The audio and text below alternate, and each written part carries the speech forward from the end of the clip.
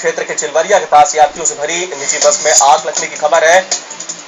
मौके पर हमारे संवाददाता राजीव मौजूद हैं। राजीव, क्या किसी के भी बचने की आशंका है? आलोक, इसके अंदर जितने भी यात्री सवार थे, करीब 4 से या 5 लोगों को किसी प्रकार जो दरवाजा खोलकर किसी प्रकार भागने की कोशिश की है, तो किसी प्रकार से बचाने की जरूर कोशिश की गई है, जिनको नजदीकी जिला अस्पताल भर्ती कराने के लिए ले जाया गया है, लेकिन उनकी स्थिति भी नाजुक बनी हुई है। लेकिन बस में सवार करीब 60 से भी ज्यादा यात्री जल करके लोग वहां हो गए हैं और यहाँ के लोग इस समय यहाँ की जो स्थिति है, उनके आंखों के सामने जो जिंदा लाशें जल रही है, उस स्थिति को देखकर लोगों का आक्रोश थमने का नाम नहीं ले रहा है। जिला प्रशासन के खिलाफ लगातार ये नारेबाजी कर रहे हैं और बकायदा चिलवरिया चीनी मिलकर गेट तोड़ने का प्रयास कर रहे हैं। और उसके साथ साथ एक बताओ भी बताना चाहूंगा कि आज यूपी के चीफ मिनिस्टर अखिलेश यादव ने कानून समीक्षा बैठक ली थी। उन्होंने कहा था कि अफसर जो है अपने कार्यपटल में बदलाव लाए, लेकिन फिर भी लगातार यहाँ से सैकड़ों फोन जिलाधिकारी के फोन के ऊपर जा रहा है, लेकिन फोन रिसीव करना उन्हें मुनासिब नहीं समझा। और सबसे बड़ी बात यह है कि खुद बहराइच के जिलाधिकारी है पिंजल सिंह और उनके साथ साथ उनके हस्बैंड भी बगल के ही जिले में ही जिलाधिकारी का पद संभाले हुए हैं, लेकिन सरहद पर इतना बड़ा हादसा हो जाने के बाद न तो उनके कान से ग्रुप जुड़ रही है और न इनके कानों तक, और सड़क के ऊपर 5 से भी ज्यादा लोगों की जिंदा लाशें चलती हुई दिखाई पड़ रही है। आलोक, राजीव, जानना चाहेंगे आपसे इस बस के बारे में। बस कहां से आ रही थी, कहां जा रही थी? आलोक, मैं विस्तार से ये बताना चाहूंगा कि जहां से ये जानकारी निकल के आई है, ये प्राइवेट बस है जो भारी पैमाने पर श्रद्धालुओं को भरा करके इसको बहराइच के दरगाह शरीफ पर मक्का टिकाने के बाद ये सीधे अजमेर के लिए रवाना होने वाले थे कि तभी ये विवाद हादसा हो गया।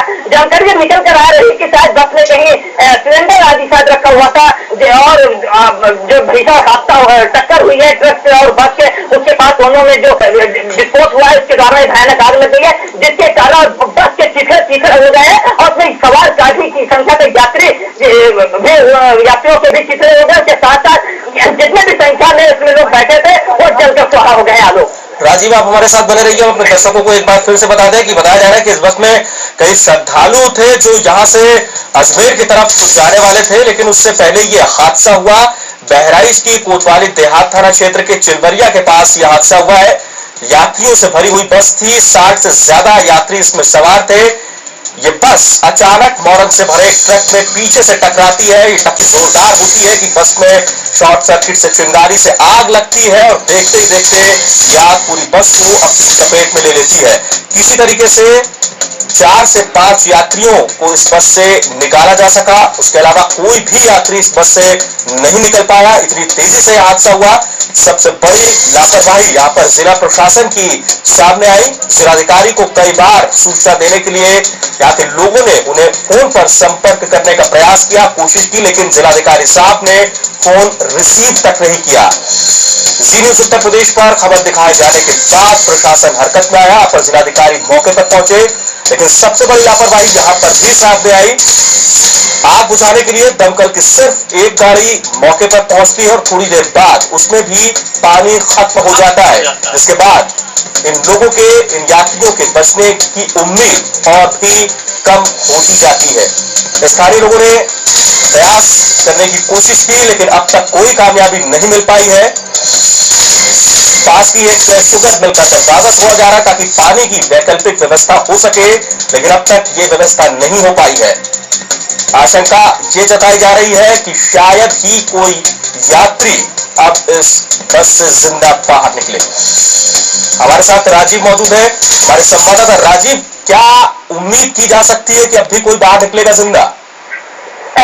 जिस तरीके से मैं दृश्य को देख पा रहा हूँ और जिला प्रशासन भी मौके पर इस समय पहुंच चुका है, जिला प्रशासन भी मौके पर पहुंचे हुए हैं और सीधे जब पहुंचे हैं तब जाकर स्थिति के नियंत्रण करने की कोशिश के लिए बकायदा फरमान जारी किया। तब जाकर के अब जब सामने जो चीनी मिल है वहां से फायर ब्रिगेड की गाड़ी गई है, पानी भरी है, अब जाकर फिर आग को बुझाने की कोशिश की जा रही है। आलोक, तो ये प्रयास खुद उस वक्त फायर ब्रिगेड के कर्मचारियों ने क्यों नहीं किया जब स्थानीय लोग भी उनके साथ थे?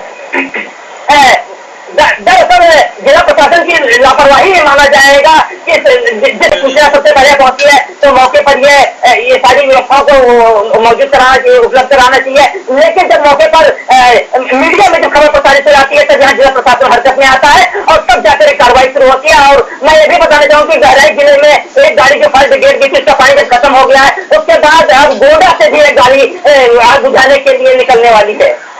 क्या ये गाड़ी गोंडा से वक्त पर पहुंच पाएगी? अब ये तो